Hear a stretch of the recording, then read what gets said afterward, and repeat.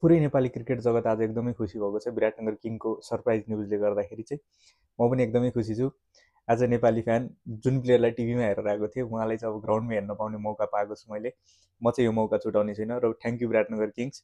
विराटनगर किङ्सको fan following चाहिँ अब यहाँदेखि एकैचोटि बढेर यहाँ पुग्छ कि, किनभनेदेखि एउटा प्लेयर जुन उहाँहरूले साइन गर्नुभएको छ एकदमै लेजेन्ड प्लेयर हो। उहाँले सिएसकेको लागि राम्रो खेले, आरसिबीको लागि त्यति नै राम्रो खेले। एज ए आरसिबी फ्यान म फाफ डुप्लेक्सीको पनि फ्यान थिएँ र एबी डिभिलियरको फ्यान थिएँ।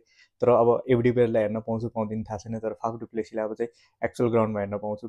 म मात्र नभए नि सारा नेपाली जगत चाहिँ क्रिकेट फ्यानहरू चाहिँ आज एकदमै खुसी छन् होला। तपाईँहरूलाई यो सरप्राइज कस्तो लाग्यो? मलाई त एकदमै मन पऱ्यो होइन। अब वर्ल्डले बुझ्नेछ कि नेपालको क्रिकेट लेभल यहाँबाट अब यहाँ पुग्यो भनेर, किनभनेदेखि चाहिँ अब एकदम लेजेन्डहरू पनि हाम्रो एनपिएलमा सहभागी हुन थाल्नु भएको छ। यो चाहिँ हाम्रो एकदम खुसीको मौका हो। म नि इन्जोय गर्दैछु, तपाईँहरू पनि इन्जोय गर्नु होला। यदि भिडियो मन पऱ्यो भने चाहिँ लाइक सेयर एन्ड सब्सक्राइब गर्नु होला। खासै भिडियो बनाउने इन्टेन्सन पनि थिएन, खुसी व्यक्त गर्नु थियो, खुसी व्यक्त गरेँ। हस्त, बाई बाई।